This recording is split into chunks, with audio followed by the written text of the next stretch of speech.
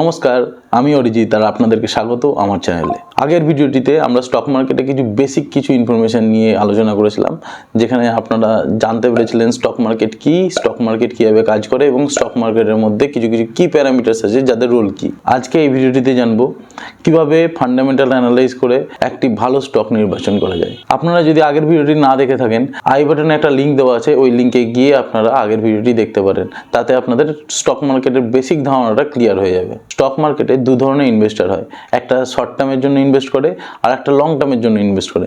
Short টার্মের জন্য যারা ইনভেস্ট করে তারা টেকনিক্যাল অ্যানালাইসিস করে, আর যারা লং টার্মের জন্য ইনভেস্ট করে তারা সাধারণত ফান্ডামেন্টাল অ্যানালাইসিস করে। টেকনিক্যাল অ্যানালাইসিসে আমরা সাধারণত চার্টকে অ্যানালাইসিস করে থাকি, আর এই টেকনিক্যাল অ্যানালাইসিসের ব্যাপারে আমি অন্য কোনো দিন অন্য একটা ভিডিওতে ডিটেলস আলোচনা করব। আজকে যে টপিকটা নিয়ে আমরা আলোচনা করব সেটা হচ্ছে ফান্ডামেন্টাল অ্যানালাইসিস। স্টক মার্কেটে সেম টাইপের স্টক তো অনেক আছে, কোনো স্টক ওভার ভ্যালুড, কোনো স্টক ফেয়ার ভ্যালুড, কোনো স্টক আন্ডার ভ্যালুড। তো আপনি বুঝবেন কি করে কোন স্টকের দাম কি রকম আছে? এর জন্য কিন্তু আপনার জানা দরকার ইন্ট্রিনসিক ভ্যালু। এই ইন্ট্রিনসিক ভ্যালুর জন্য কিন্তু আমরা জানতে পারি কোনো স্টক বা কোনো প্রোডাক্ট যার জন্য আমরা টাকা পে করছি আর তার পরিবর্তে আমরা যে কোনো প্রোডাক্ট বা সার্ভিস নিচ্ছি, সেই প্রোডাক্ট বা সার্ভিস ওই টাকার পরিবর্তে ঠিকঠাক ভ্যালু দিচ্ছে কি দিচ্ছে না তার ব্যাপারে। যেমন আমি একটা রিয়েল লাইফ এক্সাম্পল দিচ্ছি। ধরুন আপনি কোনো মলে গিয়ে 5টা ফুচকা খেলেন 100 টাকা দিয়ে।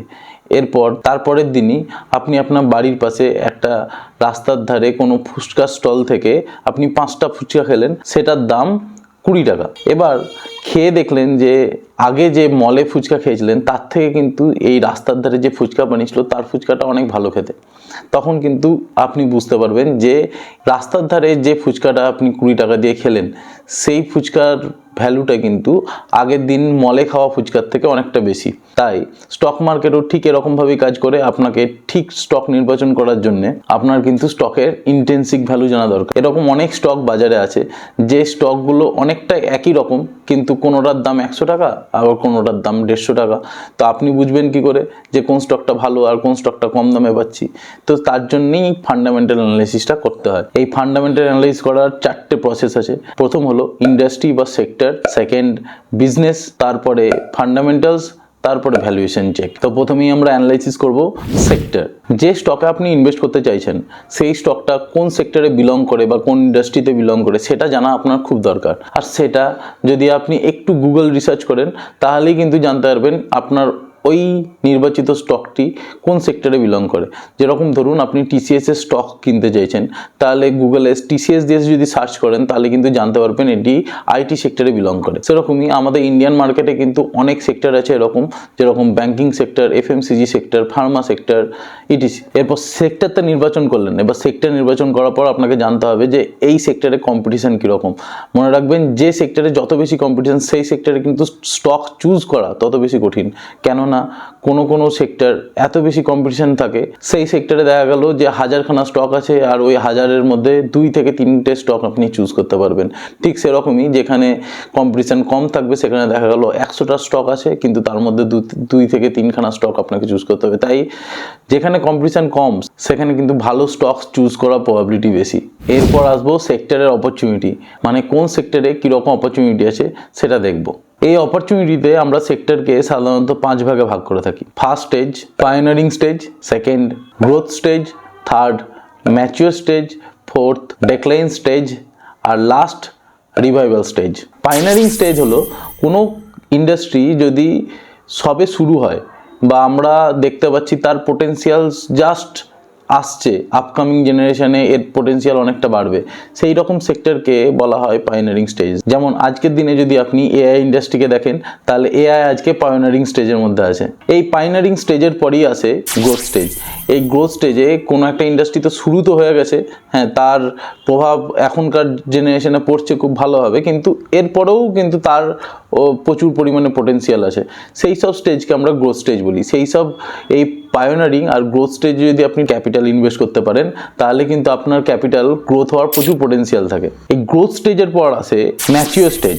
যে কোনো সেক্টরের একদম টপ লেভেলটা হচ্ছে ম্যাচিওর স্টেজ। আজকে যদি ব্যাংকিং সেক্টর দেখেন তাহলে ব্যাংকিং সেক্টর বুঝতে পারবেন যে ম্যাচিওর স্টেজের মধ্যে পৌঁছে গেছে। এইসব স্টেজগুলো তাদের নিজের বিজনেস এক্সপ্যান্ড যতটা করার করে নিয়েছে, এখনও এক্সপ্যান্ড হবে কিন্তু হয়তো আগে যতটা হয়েছে তার তুলনায় অনেকটাই কম হবে। তো আপনি যদি এইসব জায়গাতেও ইনভেস্ট করেন তাহলে আপনার টাকা সেফলি ইনভেস্টেড হবে আর আপনার রিটার্ন কম জেনারেট হলে পরেও কিন্তু আপনার টাকা সেফ থাকবে। এরপরে আসবে ডিক্লাইন স্টেজ। ডিক্লাইন স্টেজ মানে কোনো একটা সেক্টর ডিক্লাইন করবে, আর এই ডিক্লাইন স্টেজ কিন্তু পায়োনিয়ারিং স্টেজের পরেও আসতে পারে বা ম্যাচিওর স্টেজের পরেও আসতে পারে বা গ্রোথ স্টেজের পরেও আসতে পারে। তো ডিক্লাইন স্টেজ ডিপেন্ড করে কোন স্টেজের পর আসছে। যেরকম ধরুন আজ থেকে 20 বছর আগে এমন একটা সময় ছিল যখন পিসিও খুব চলতো। পিসিও মানে পাবলিক টেলিফোন বুথের কথা বলছি, যখন প্রত্যেকটা মুদিখানার দোকান একটা করে পিসিও রাখতো এবং আমরা সেখানে 1 টাকার একটা কয়েন দিয়ে অন্য কাউকে ফোন করতাম। কিন্তু সেই যে স্টেজটা একটা টাইমের পর কিন্তু ডেক্লাইন হতে শুরু করে। ওই যখন ডেক্লাইন হতে শুরু করে তখন কিন্তু আমাদের বোঝা উচিত যে এখন এর ইন্ডাস্ট্রি আর নেই। এখন হাতে হাতে ফোন চলে এসছে, অন্য কোনো কমিউনিকেশন মাধ্যম যেটা খুব ইজি হয়ে গেছে আগের এই টেলিফোন বুথের থেকে, তার জন্য এই ইন্ডাস্ট্রিটা আস্তে আস্তে চলে যাবে। তো এরকম কিছু ইন্ডাস্ট্রি থাকে যেখানে ডেক্লাইন হওয়া শুরু করে, আর তখন আপনাকে আইডেন্টিফাই করতে হবে। আর একটা এক্সাম্পল দিই, যখন আজ থেকে 20 বছর আগে যদি কারোর বাড়িতে ক্যামেরা থেকে থাকে তাহলে ম্যাক্সিমাম প্রবাবিলিটি ছিল সেই ক্যামেরাটা কোডাকের হবে। কোডাক এত বড় একটা কোম্পানি ছিল, শুধু কোডাক ক্যামেরা বিক্রি করে ইনকাম করতো না, সে তার যাবতীয় যত ফটো তুলতো, ফটো তোলার জন্য তখনকার দিনে রিল ইউজ করা হতো, ওই রিলও কিন্তু ম্যানুফ্যাকচার করতো কোডাক, আর ওই রিল বিক্রি করেই ম্যাক্সিমাম প্রফিট কিন্তু জেনারেট করতো কোডাক। আর তখন মার্কেট লিডারও ছিল এই সেক্টরে কোডাকই। কিন্তু আস্তে আস্তে কোডাকের নাম কিন্তু আমরা ভুলে গেছি। যখন ডিজিটাল ক্যামেরা আসে এবং ফোনের ক্যামেরা আসে তখন কিন্তু আস্তে আস্তে এইসব ম্যানুয়াল ক্যামেরার যুগ শেষ হয়ে গেছিলো। কিন্তু তখন যারা আইডেন্টিফাই করতে পেরেছিল যে এই কোম্পানিটা শেষ হতে চলেছে, তারা কিন্তু তাদের ক্যাপিটাল সেভ করতে পেরেছিল। এরপর লাস্ট হচ্ছে রিভাইভাল স্টেজ। আর এই রিভাইভাল স্টেজ কিন্তু কোনো কোনো কোম্পানির ক্ষেত্রে আসতেও পারে আর কোনো কোনো কোম্পানির ক্ষেত্রে নাও আসতে পারে। যেমন একটু আগে এক্সাম্পল দিলাম কোডাকে, ঠিক সেরকম টাইমেই আর একটা কোম্পানি ক্যামেরা ম্যানুফ্যাকচার করতো, সেটা হলো সনি। সনি কিন্তু তখন মার্কেট লিডার ছিল না, কিন্তু তারপরেও যখন যুগ চেঞ্জ হচ্ছে তখন কিন্তু সনি যুগের সঙ্গে সঙ্গে তাদের বিজনেস ডাইভার্সিফাই করে তারা কিন্তু ডিজিটাল ক্যামেরার দিকে আসে। যেসব ফোনে ক্যামেরা ইউজ হয় সেসব ক্যামেরা কিন্তু অনেক কোম্পানির সঙ্গে টাই আপ করে তারা বানায়, ওই জন্যে কিন্তু সনি সার্ভাইভ করে যায়। আর এই কোডাক কোম্পানি কিন্তু তাদের বিজনেস ডাইভার্সিফাই করতে অক্ষম থাকে, তাই তারা ফেল হয়।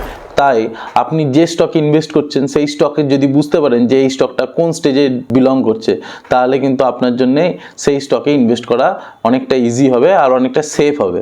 এরপর আমরা জানবো কোম্পানির বিজনেসের ব্যাপারে। আপনি যখন কোনো কোম্পানির স্টক কিনছেন তখন কিন্তু আপনাকে মাথায় রাখতে হবে যে ওই কোম্পানির শেয়ার হোল্ডার আপনি। আর শুধু শেয়ার হোল্ডার না, শেয়ার হোল্ডার মানে আমি আগেও বলেছি আপনাকে, আপনি পার্ট অফ দ্য ওনারশিপ। তাই আপনি যে কোম্পানিতে ইনভেস্ট করতে চাইছেন সেই কোম্পানির বিজনেসকে খুব ভালোভাবে বুঝতে হবে।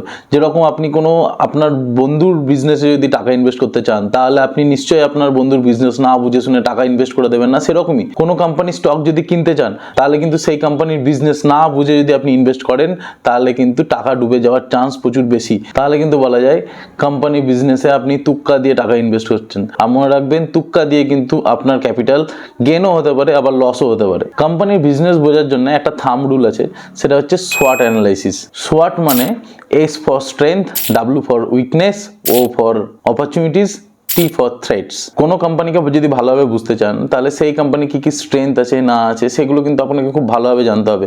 মানে সেই কোম্পানির সব থেকে ভালো ভালো দিকগুলো কিন্তু আপনাকে খুঁজে খুঁজে বার করতে হবে। আর কোম্পানির যদি কোনো ভালো দিক থাকে তাহলে তার খারাপ দিকও থাকবে, তাই এই উইকনেস বার করার কাজও কিন্তু আপনার। উইকনেস বার করার পর কিন্তু আপনাকে কম্পেয়ার করতে হবে তার স্ট্রেংথ বেশি না উইকনেস বেশি। যদি স্ট্রেংথ বেশি হয় আর যদি উইকনেস কম হয় তাহলে স্বাভাবিকভাবেই আপনি ইনভেস্ট করতে পারেন। আর যদি উইকনেস বেশি হয় আর স্ট্রেংথ কম হয় তাহলে নিশ্চয়ই আপনি আপনার টাকা লস করার জন্য আপনি সেই কোম্পানিতে ইনভেস্ট করবেন না। এরপর অপরচুনিটিস, আমি আগেই ডিসকাস করলাম অপরচুনিটিস কি কি আছে। তারপর আছে থ্রেটস।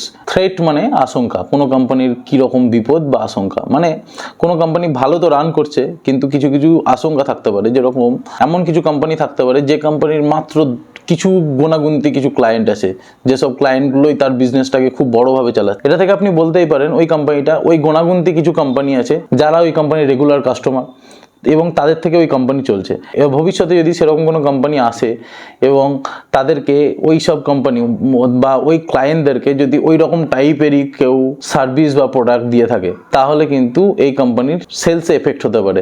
তাই এই রকম কোম্পানি থেকে দূরে থাকাই ভালো। তো আমি এটা জাস্ট একটা এক্সাম্পল দিলাম, এরকম থ্রেটস আরও আছে। যেরকম আমি আর একটা এক্সাম্পল দিই, কিছু বছর আগে ট্রাইডেন্ট বলে একটা টেক্সটাইল কোম্পানি আছে, যে কোম্পানি মেন ম্যানুফ্যাকচারিং হাব ছিল পাঞ্জাবে, কিন্তু সেখানকার ফার্মার্সরা প্রোটেস্ট করে সেই ম্যানুফ্যাকচারিং হাব বন্ধ করে দেয়। কিন্তু যেহেতু একটা বড় কোম্পানি, তাদের আরও অনেক ম্যানুফ্যাকচারিং হাব ছিল, তাই সেই কোম্পানিটা সার্ভাইভ করে গেছে, ইভেন আজকের ডেটে ভালো রেজাল্টও করে। কিন্তু কিছু কিছু কোম্পানি আছে যাদের এরকম সেকেন্ড কোনো অপশন থাকে না, সেই সব কোম্পানি থেকে দূরে থাকার চেষ্টা করতে হবে। তো এই থ্রেটসটাকে কিন্তু আপনাদেরকে ভালোভাবে আইডেন্টিফাই করতে হবে। এরপর আমরা ডিসকাস করব কোম্পানি ফান্ডামেন্টালস। আমি এই ফান্ডামেন্টালস বোঝানোর জন্য আমি একটা স্টককে স্ক্রিনে দেখাচ্ছি, যেটাতে আপনাদের বুঝতে সুবিধা হবে। প্রথমেই আমরা জানবো মার্কেট ক্যাপের ব্যাপারে। এই স্ক্রিনে দেখতে পাচ্ছেন রিলায়েন্স ইন্ডাস্ট্রি লিমিটেড।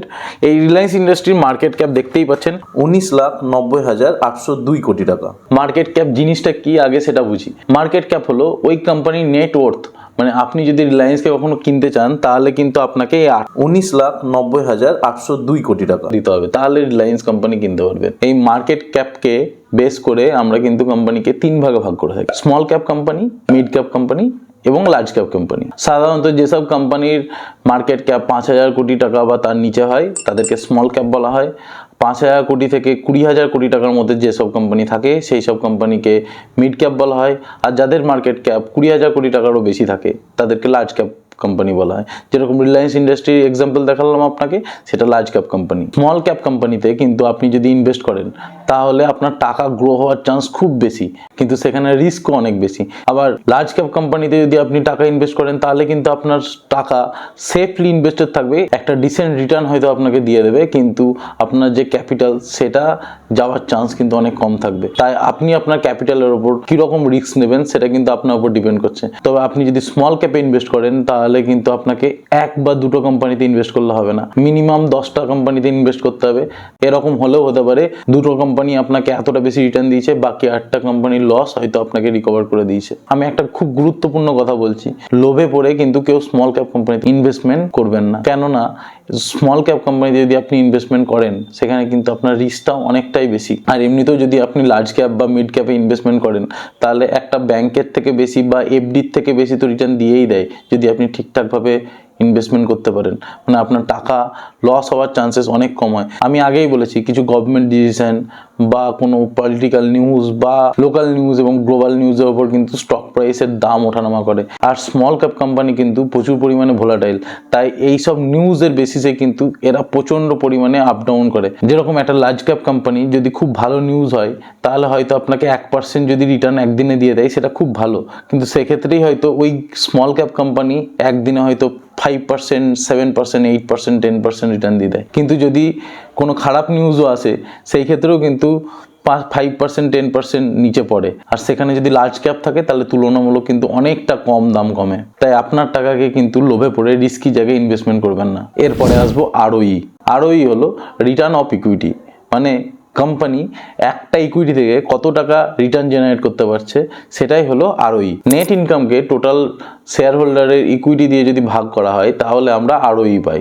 এখানে আপনারা দেখতেই পাচ্ছেন রিলায়েন্সে আরওই হচ্ছে 8.94%। আরওই হলো রিটার্ন অন ইকুইটি, আর আরওসিই হলো রিটার্ন অন ক্যাপিটাল এমপ্লয়েড। এর ডিফারেন্সটা খুব একটা ইজি এক্সাম্পলের মাধ্যমে বুঝবো। ধরুন আমি একটা কোম্পানি শুরু করছি, যে কোম্পানিতে আমি 50 টাকা নিজের তরফ থেকে লাগাচ্ছি, 25 টাকা ডেট নিচ্ছি মানে ব্যাংক থেকে লোন নিচ্ছি, আর 25 টাকা ইকুইটি বিক্রি করে রেজ করছি।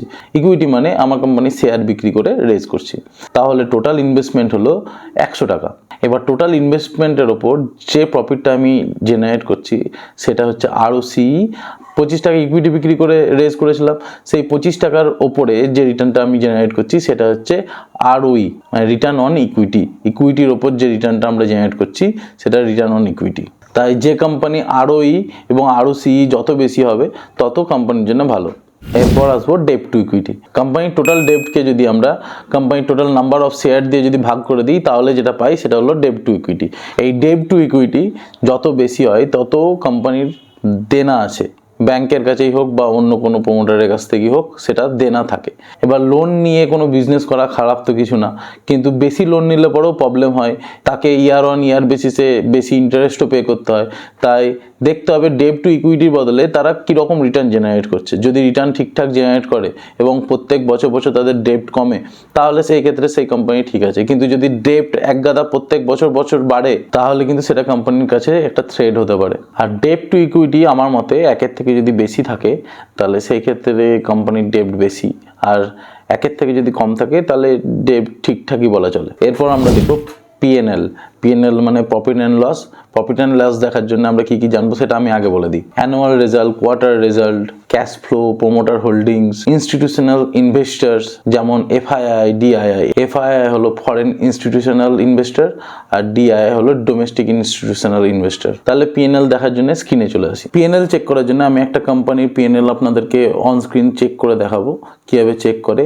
তবে সব ডিটেলসে চেক করে দেখানো সম্ভব না, কেননা ভিডিওটা তাহলে অনেকটা বড় হয়ে যাবে। তবে আমি মেন পয়েন্টগুলো দেখাবো, আপনি সেই পয়েন্টগুলোও যদি দেখে থাকেন ভালোভাবে, তাও ভালোভাবে ফান্ডামেন্টাল অ্যানালাইজ করতে পারবেন। আমি রিলায়েন্স ইন্ডাস্ট্রিজ লিমিটেড অ্যানালাইজ করে দেখাবো। যে কোনো কোম্পানিরই কোয়ার্টার রেজাল্ট বছরে 4 বার পাবলিশ হয়, মার্চ, জুন, সেপ্টেম্বর এবং ডিসেম্বরে। 2023-এর মার্চে দেখুন এখানে রিলায়েন্স সেল করেছে 2,12,834 কোটি টাকার।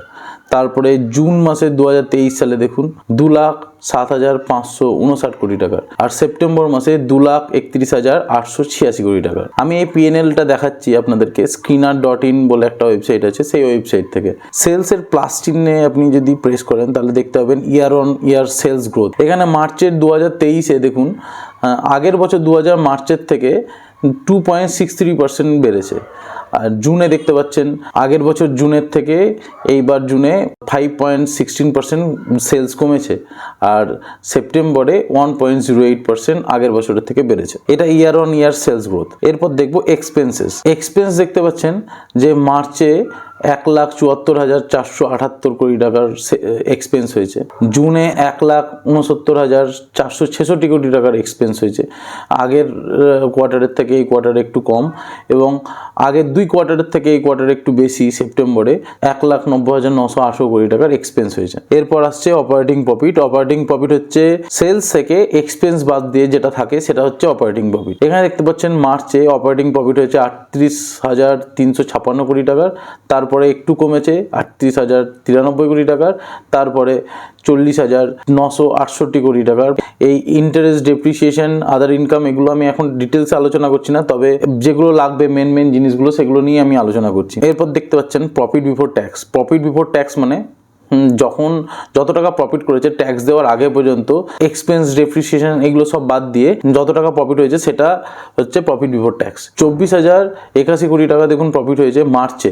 এরপর জুনে প্রফিট হয়েছে 24,370 কোটি টাকা, আর সেপ্টেম্বরে প্রফিট হয়েছে 26,551 কোটি টাকা। কিন্তু আফটার ট্যাক্স দেওয়ার পর ট্যাক্স এখানে দিতে হয়েছে দেখুন মার্চে 11%, জুনে 25%, সেপ্টেম্বরে 25%। ট্যাক্স অনেকটাই বেড়েছে আগের তুলনায়। ট্যাক্স দেওয়ার পর কোম্পানির নেট প্রফিট হয়েছে 21,327 কোটি টাকা, 18,258 কোটি টাকা জুনে, আর সেপ্টেম্বরে হয়েছে 19,878 কোটি টাকা। এটা হলো কোয়ার্টারলি রেজাল্ট।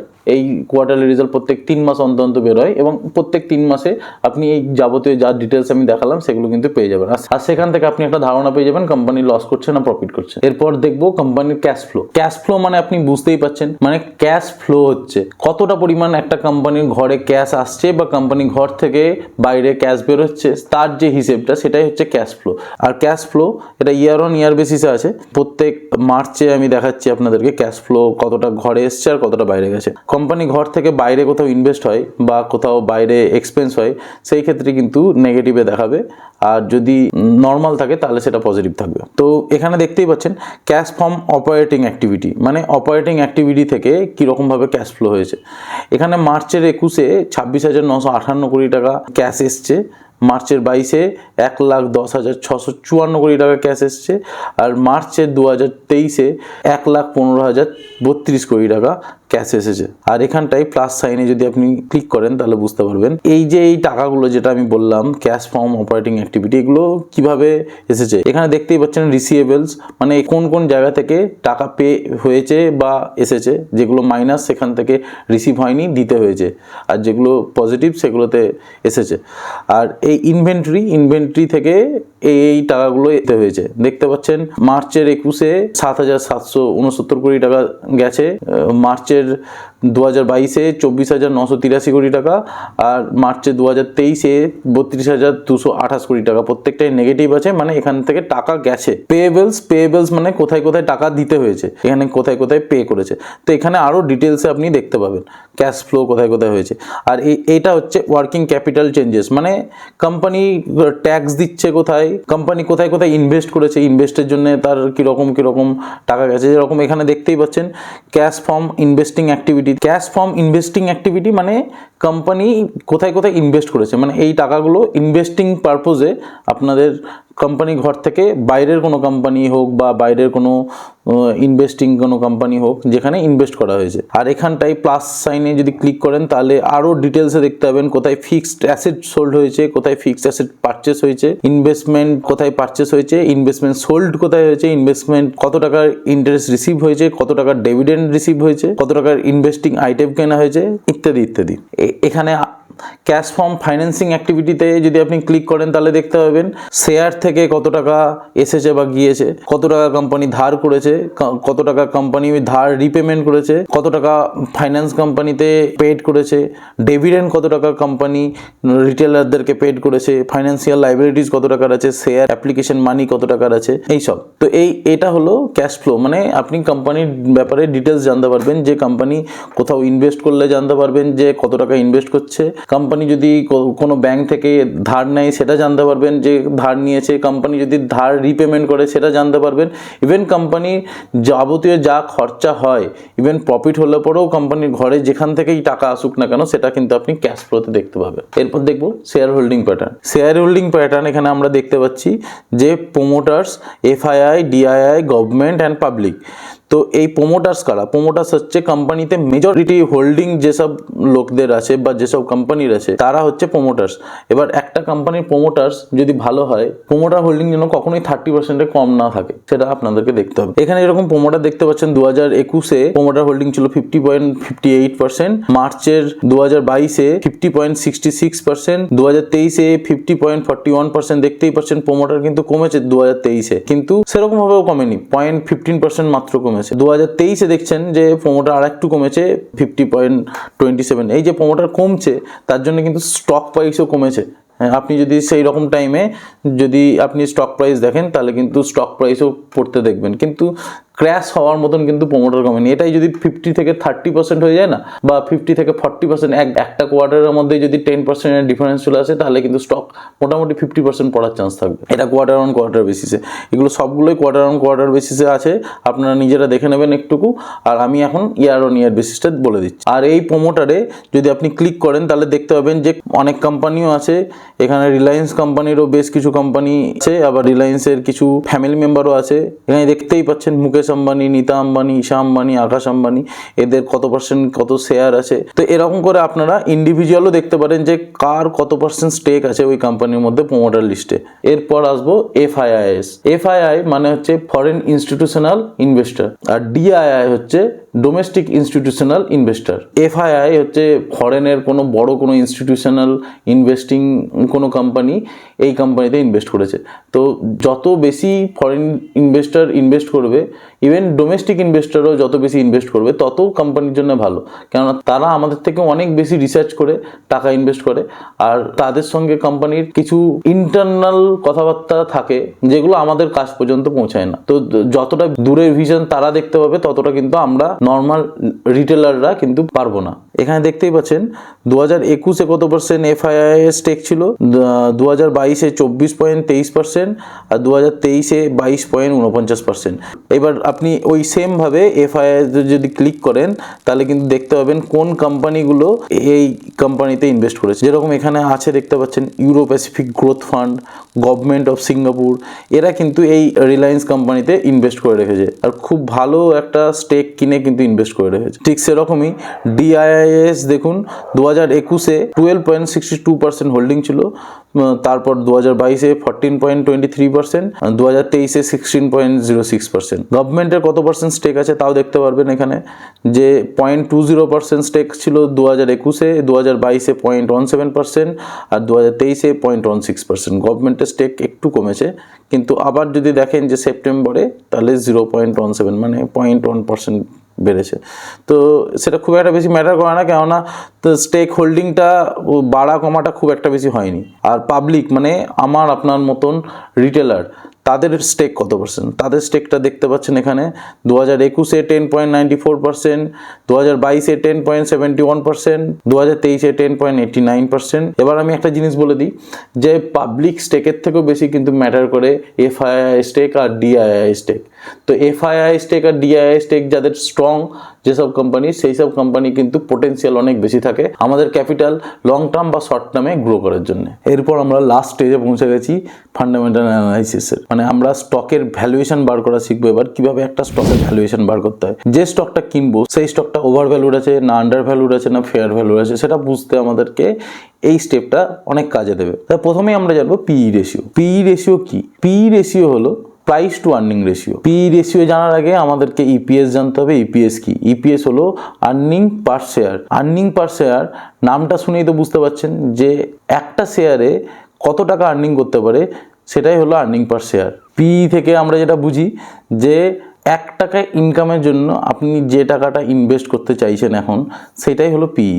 মানে এখানে দেখতে পাচ্ছেন রিলায়েন্সের পিই হচ্ছে 28.2, মানে আজকে যদি আপনি 28.2 টাকা যদি আপনি ইনভেস্ট করেন তাহলে 1 বছর পর আপনি 1 টাকা ইনকাম করতে পারবেন এই কোম্পানি থেকে। তো এখান থেকে আমরা বুঝতে পারি যে কোম্পানির পিই কত। তো যে কোম্পানির পিই যত কম হবে সেই কোম্পানি তত বেশি ভালো, আর সেই কোম্পানি আন্ডার ভ্যালুড তত বেশি হবে। এবার পিই কম্পেয়ার করবেন কি করে? পিই কম্পেয়ার করবেন হচ্ছে, ধরুন আপনি ব্যাংকিং সেক্টরে এসবিআইতে আপনি ইনভেস্ট করতে চাইছেন, তখন এসবিআই এর পিই চেক করুন। এখানে এসবিআই এর পিই হচ্ছে 8.50। এবার আপনাকে চেক করতে হবে ইন্ডাস্ট্রি পিই কত। ইন্ডাস্ট্রি পিই কি করে বার করবেন? আরো 4-5টা ব্যাংকিং সেক্টরের পিই চেক করুন এবং তাদের অ্যাভারেজ করুন। 5টা ব্যাংকিং সেক্টর দেখে তাদের অ্যাভারেজ করে যে পিইটা বার হবে সেইটা হচ্ছে ইন্ডাস্ট্রি পিই।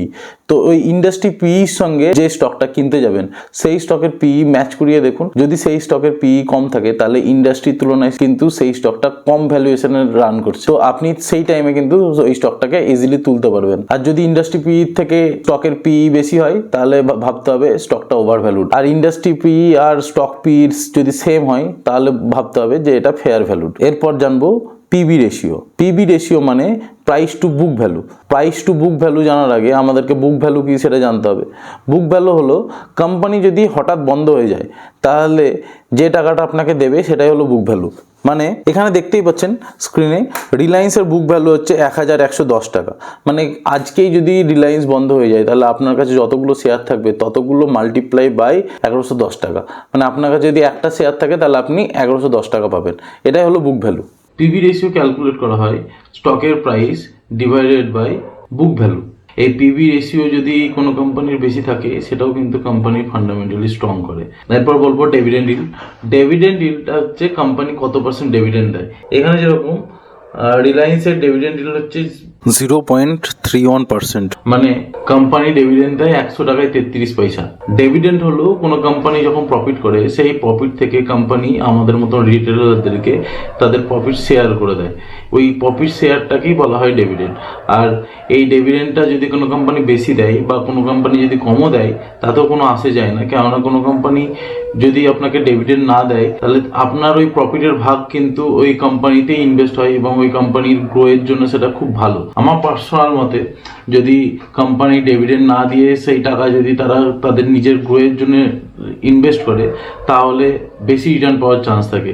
তো অনেকে ডিভিডেন্ড পাওয়ার লোভে স্টকে ইনভেস্ট করে, যে কোম্পানি ডিভিডেন্ড বেশি সেই কোম্পানিতে ইনভেস্ট করে, কিন্তু সেই সব কোম্পানি কিন্তু একদম ম্যাচিউর স্টেজে আছে। কিছু কিছু কোম্পানি আছে যেরকম ইন্ডিয়ান অয়েল, কোল ইন্ডিয়া, আইটিসি, এইসব কোম্পানি এরা একদম ম্যাচিউর স্টেজে আছে এবং এদের এক্সপ্যান্ড করার মতন আর তেমন বিজনেস নেই। তো এরা যতটা পরিমাণ এক্সপ্যান্ড করে নিয়েছে, আর এখন যদি এক্সপ্যান্ডও করে তাহলে তারা খুব একটা বেশি ইনভেস্ট করে না সেখানে। তারা এক্সপ্যান্ড করলেও খুব সামান্য পরিমাণে এক্সপ্যান্ড করে, তাই তারা যে পরিমাণ প্রফিট করে সেই প্রফিটের ম্যাক্সিমাম অংশটাই কিন্তু ডিভিডেন্ড হিসেবে আমাদেরকে দিয়ে দেয়। এরপর জানবো ফেস ভ্যালু। ফেস ভ্যালু হলো কোনো কোম্পানি যখন লিস্টেড হয়, লিস্টেড মানে যখন কোনো কোম্পানি প্রথম বা স্টক এক্সচেঞ্জে লিস্টেড হয় তখন সেটাকে আমরা আইপিও বলি, মানে ইনিশিয়াল পাবলিক অফারিং। আর ওই লিস্টেড হওয়ার পরেই কিন্তু আমার আপনার মতন সাধারণ পাবলিক কিন্তু এই কোম্পানির শেয়ার কিনতে পারে।